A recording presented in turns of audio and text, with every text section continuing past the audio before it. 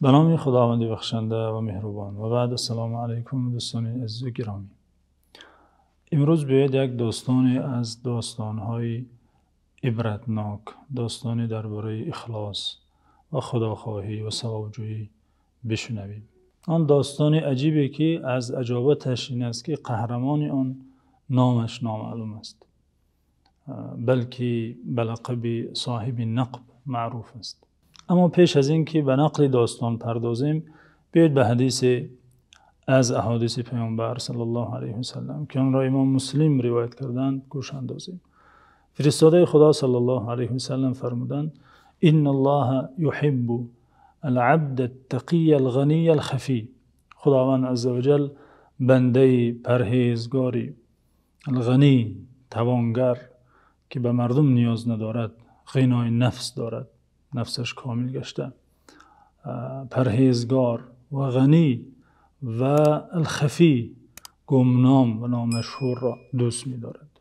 مقصد اینجا کلمه اخیر حدیث است که بنده خفی، بنده گمنام، بنده نامشهور که کارنمایی ها می کند، دلیری ها می کند، کارهای بزرگی از کارهای نیک انجام می دهد، اما نمی خواهد نامش گرفته شود، شناخته شود، نمی خواهد نام او در محفل ها ذکر گردد و از او مخصوصا تشکر کرده شود، زیرا او می داند که معامله او اصلا با خداوند است نه با بندگان. این که خداوند می داند چه کار کرد و چه قهرمانی کرد و چه کاری بزرگی انجام داد، این برایش کفایه است. در آسمان می خواهد شناخته شود نه در زمین.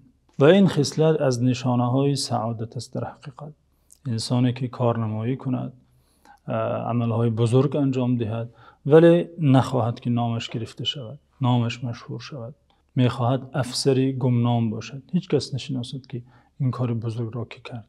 امام ابن قیم نیز در کتاب خود طریق الهجرتین و باب السعادتین میگوید: اذا اراد الله بعبد خیرا سلب رؤیت اعماله الحسنه من قلبه والاخبار به بلسانه. وقتا خداوند به بنده خیر خواهد، دیدن اعمال نیکش را از قلب او میگیرد، یعنی کارهای بزرگش را نمی بیند، به معنای ناچیز می شمارد و فراموش می کند حتی، و خبر دادن را نیز از زبان او می گیرد، خبر نمی دهد، هر کجا تعریف هم نمی کند که فلان کار کردم، فلان کار را صاحبش منم، مؤسسش منم، سهم گزارش منم.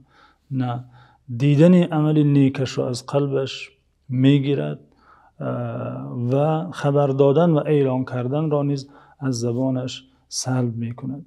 و در ادامه امام میگوید و نشانه قبول عمل نیز همین است که انسان بعد انجام دادنش آن را ذکر نکند، آن را کلان و بزرگ نشمارد.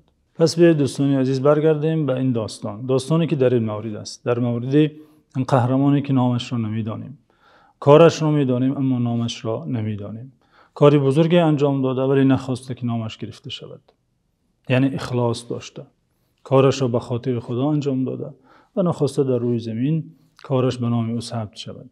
مادام در نامه اعمالش ثبت می شود، مادام نزد خدا به نام او ثبت گشته، گفته که کفایه است.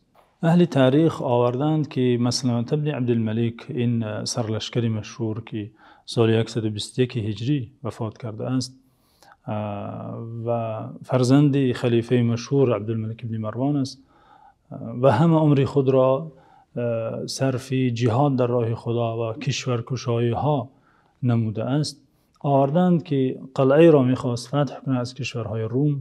آن قلعه را شب و روز زیاد محاصره کرد، اما خیلی قلعه استوار بود و از درون خیلی محارب ها می جنگیدند و نتوانستند که این قلعه را کشایند و فتح کنند و درآیند. از آن قلعه یک نقب به بیرون می آمد که جای جاری شدن اخلاط و این چیزها بود و در آمدن از آن نقب نیز خیلی کاری دشوار بود، نه هر کس می توانست و یگانه راه هم همین بود تا یک نفر پیدا شود به این نقب درونی قلعه وارد شود و با چند نفر تواند بجنگد و در را از درون کشاید. مسلمة ابن عبدالملک اعلام کرد که کی است همان افسری که همین کار را برای ما انجام دهد، همین خدمت را کند، داخل این قلعه شود و در را از درون برای ما کشاید. یک افسر عادی از میان لشکر پیدا شد که سر روی خود را پیچاند، محکم کرد که کسی او را نشناسد و توسط این نقب داخل قلعه شد، البته به زحمت‌های زیادی. خدا خود می‌داند که چه سختی از سر گذرانده. شبانگاه داخل قلعه شد و چند نفری که آنجا پاسبانان در بودند آنها را به قتل رسانید و در را گشاد که سببی فتح شدن این قلعه گردید. مسلمانان داخل قلعه شدند و محاربه صورت گرفت و این قلعه فتح شد. و چون مسلمانان به پیروزی رسیدند، مسلمه اعلام کرد، سرلشکر فرمان صادر نمود که نفری که این کار بزرگ را کرد، سببی کشادن این قلعه گشت، نزد من بیاید. و کیست؟ گفته پرسید. چند مراتب که اعلان میکرد و میپرسید، کسی حاضر نبود، کسی از جا نمیخیست، کسی نزد سرلشکر نمی آمد. مسلمه سپارش جدی کرد و گفت این نفر را من کار دارم، حتما شب است یا روز است، نزد من باید حاضر شود. و حاجبی خود را، دربان خود را امر کرد که هر وقتی از شب یا روز می آید او را نزد من حاضر نما. یک حصه شب گذشته بود که نفر سر و روی خود را پیچانده نزد دربان آمد و گفت من با سرلشکر، با امیر کار دارم. همه لشکر که در جستجوی این قهرمانی گمنام بودن، البته دربان نیز پرسید که تو صاحب نقب هستی؟ گفت که من به صاحب نقب شما را دلالت میکنم، به امیر کار دارم.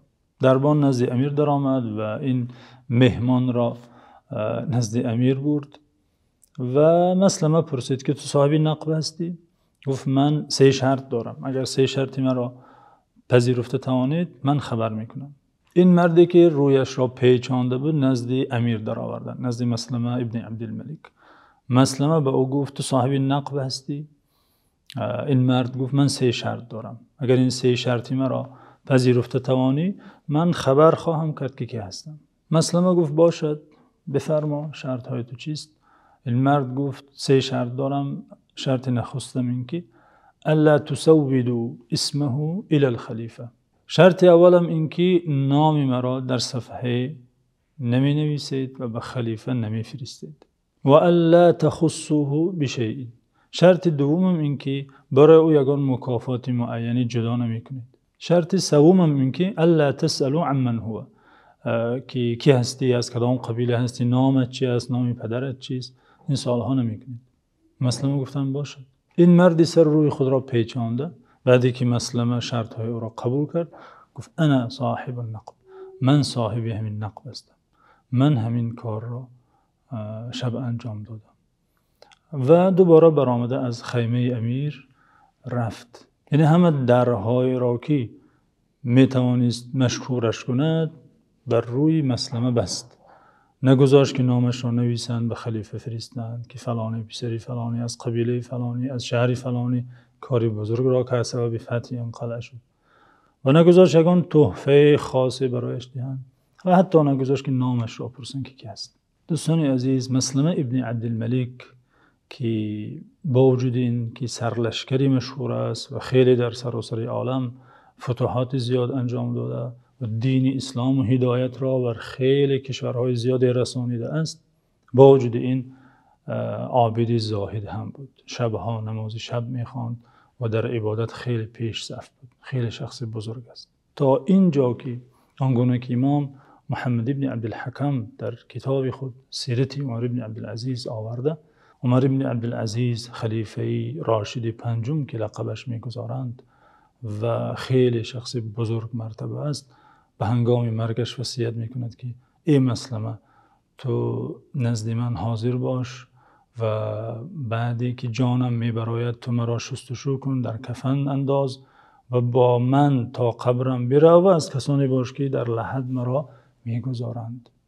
این طبیعی است که شخص یک نفری خیلی با خدا نزدیک را این وظیفه ها را وصیت میکند. عمر ابن عبدالعزیز که خلیفه پنجمی راشد است به مسلمه وصیت میکند که این کارها رو تو انجام ده.